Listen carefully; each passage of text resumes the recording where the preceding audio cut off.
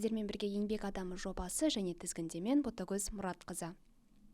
Кәсібінің шебері болу әрбір жанын мамандыққа деген жауапкершілігінен бастау алары сөзсіз. Жаздың аптап ыстығы мен қыстың қақаған аязында осындай қолайсыз жағдайлардың бел ортасында жүретін еңбек адамының қызметі ерен.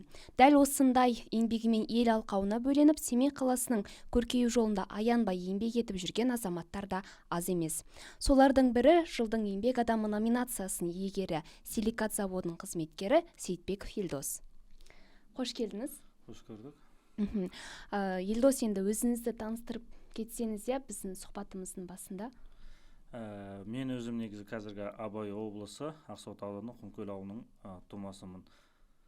Мен сол ауылда мектебінде алғашқы білім алып, одан кейін 2015-2016 жылдары осы Семей қаласындағы электротехника колледжіне техник механик мамандығы бойынша 2019 жылы оқуды аяқтап, Деобас өндірісіне сонда жұмысқа орналастым, электрогазбен дәнекерлеуші болып. 2021 жылы осы қазіргі сәтте жұмыс істеп жатқан силикат зауытына жұмысқа орналасып, қазіргі сәтте сол зауытта механик қызметінде жұмыс атқарып жатырмын. Енді сіздің осы маман иесі болуыңызға не түрткі болды? Енді мектеп кезде барлығымыз шығарма жазған кезде мен осындай маман иесі боламын деп айтамыз ғой. Мүмкін ол сіздің мектеп кездегі арманыңыз болды ма?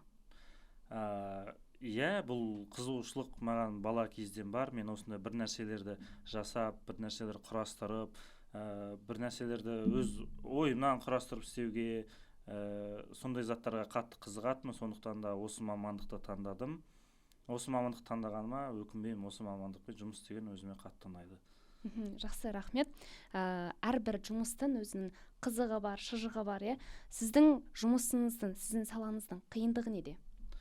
Біздің жұмыстың ең қиындығы, бізде қазіргі жұмыс істеуде ауа райының ыстық суығына да қарамай, жаңбырлы күндерде де жұмыс істеуге тура келеді.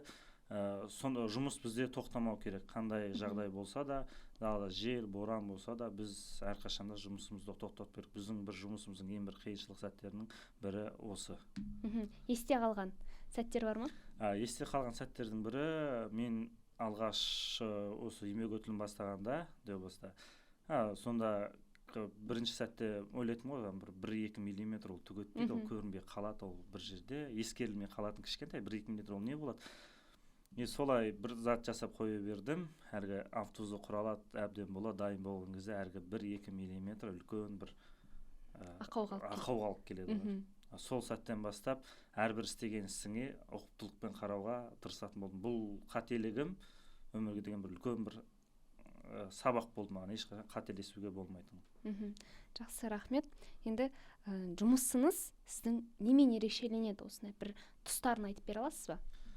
Біздің жұмыстың ерекшелігі, бізде зауытта көптеген мамандықтың иелері бар. Бұл мамандықтың иелерімен әрқашан өмірің өзіңе керек нәрселерді алуға тиюге, мысалға көптеген электрик секілді, сантехник дейді, бізде жаңағы көптеген мамандықтар біздің зауытта біріккен. Солардан өміріңе қажет нәрселер көп алуға. Жаңағыдай бір жағдай келетіні, біздің өндірістік зауыттарда көп қызметшілер еңбек өтілі 40 жылдан асады. Ол кісілердің осы уақытқа дейін біз жас мамандарымыз енді ғана осы өндірістікке қызмет басып келе жатқандықтан біз сол кісілерден алатын тәжірибелеріміз көп. Және ол кісілер бізге әрқашанда өздерінің өмірде болған қандай қиын сәттерде жұмыстарда болды, сондай сәттерді қалай шығуға, қалай не істеуге болады, сондай сәттермен үйретеді. Сонысымен қазір біздің жұмыс ерекшеленеді. Енді сіздің жұмысыңыздағы бір ең үлкен жетістігіңізді айтып берсеңіз, жаңа бір сабақ болған тұстарыңызды естідік. Менің ең бірінші үлкен жетістігім қазіргі осы силикат зауытында басшылар менің осы уақытқа шейін еңбегімді ескеріп, қазіргі механик қызметіне тағайындады. Ол механик қызметі көп кісілер ойлауы мүмкін, бірдеңке жөндеу, ремонт, бір механик, көп адам солай есептейді, ал бірақ мен қазіргі таңда басшы қызметінде атқарамын сол жерде. Үлкен жетістігім бірі осы, және де осы биылғы еңбек адамы, Абай облысының еңбек адамы марапатын алып отырмын. Ең бір үлкен жетістігімнің басы осы. Жақсы, рахмет. Сіздің тәжірибеңізде қандай қиын жағдайлар болды, және де оларды шешу жолында қандай әрекеттерге бардыңыз?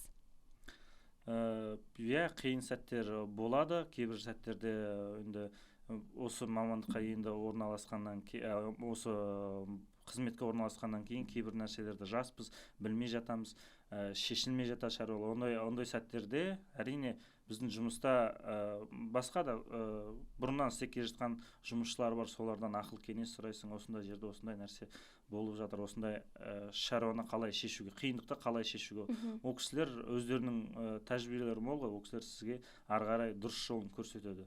Ол кісілер сізге қарамай қателесіп жатса, жоқ, ол кісілер айтады, қателік болады, бәрімізде болған, бәрінен өтесің. Енді жаңа қиындықтан өту барысында жұмысыңызда бір тиімділікті арттыру үшін қандай әдістер қолданасыздар? Ондай болады ма сіздерде? Иә, ондай әдістер болады. Әрбір сәтте мысалға қателескен жағдайларымызда бізде түсіндіруге, қандай жерден қателестің, қандай қателіктеріміз кетіп жатыр, сондай қателіктерді қалай жөндеуге болады. Ары қарай қателеспеу үшін сонда қателескен жағдайды анық-анығымен түсіндіріп, ары қарай қалай жұмыс істеуге болады, екінші жағында қалай қателеспеу керек, ондай қателік қандай жағдайға әкеліп соқтырады, соның бәрін түзеп, ақыл кеңестерін айтып, көмектесіп отырады әрқашанда бізге. Рахмет. Жаңа сөзіңізде айтып қалдыңыз, жылдың еңбек адамы номинациясын иелендім деп, сол сәттегі сезіміңізден көрермендермен бөліссеңіз. Иә, әрине бұған деген сезім ерекше. Бұл іс-шара үлкен облыс көлемінде өтіп жатқаннан кейін сезім ерекше болады. Әрине өзіңнің осы уақытқа дейінгі еңбегінің ақталғаны, соның бәрі осындай қуаныш сөзбен айтып жеткізу мүмкін емес. Бір ерекше бір сезім. Іште бір толқыныс бар дейсіз ғой. Толқыныс бар, иә. Ойлайсың өзің бір осы уақытқа шейін жеткен жетістігің, және де бұл еңбегіңнің арқасы. Жақсы, рахмет. Ал енді жастарды осындай қызу жұмысқа тарту, шақыру мақсатында арнайы жұмыстар жүргізіледі ме? Иә, жастарды жұмысқа тарту қызығушылығы әрқашан жоқ. Біздің қазір өзіміздің зауыттың өзінде жеке футболный емелер қатысады, бар, волейболный, тренажерный зал деген секілді. Жастарды өзіміздің зауытқа өндіріске тартуға әрқашанда шаралар өткізіп тұрады. Жақсы, рахмет. Енді жас маман ретінде сіздің ойыңызша жұмыста табысты болу үшін не маңызды? Жұмыста табысты болу үшін ең біріншіде жауапкершілік, өз ісіңді ұқыпты, тиянақты, әрбір ісіңе өзіңе жауапкершілікпен қарау керек. Енді бүгінгі жастарға айтар ақыл кеңесіңіз болса? Жастарға айтар ақыл кеңесім, әрбір мамандық таңдағанда өздері қандай мамандық таңдағысы келеді, сол мамандыққа барып, сол мамандыққа бір үлкен бір зейін қойып, таңдаған мамандығын, сол мамандығын бітіріп, үлкен бір жақсы бір маман иесі болса, және де біз секілді үлкен өндірістер қаламызда көп, соларға жұмысқа тұруға мүмкіншілік болса. Жастарға қазір енді өте үлкен мүмкіндіктер беріліп жатыр, соны пайдаға асыру ғана қалды дейсіз ғой? Иә, жастарға деген үлкен көпшілік мүмкіндіктер көп. Қаламызда көптеген өндірістік зауыттар бар. Соларға келсе, тәжірибеден өткен кезде көзі жібереді ғой. Солардың бәріне сонда өзіміздің өндірістіктерге барса, тәжірибе алса, олар да өздерінің болашақта өздерінің ары қарай жұмысты алып кетуіне, жұмыс істеуіне, өмірде деген мансабының көтерілуіне бәріне әсер етеді. Жақсы, рахмет. Елдос мырза, енді сізге осы сұхбатымыздың соңында алтын уақытыңызды қиып, жастарға деген ақыл кеңесіңізбен бөлісіп, сұхбат бергеніңізге үлкен алғысымызды білдіреміз. Сізге тек қана жұмыста үлкен табыстар тілейміз. Сіздерге де рахмет, осылай шақырып, ашық сұхбатқа шақырып жатқандарыңызға көп рахмет. Президент Қасым-Жомарт Тоқаев нағыз еңбек адамы, бұл істің адамы. Яғни әр ісіне, әр қадамына жауапкершілікпен қарай алатын адал азамат деген болатын. Қоғамда осындай адал азаматтарымыз көбейе берсін. Амандықта жүздескенше аман сау болыңыздар.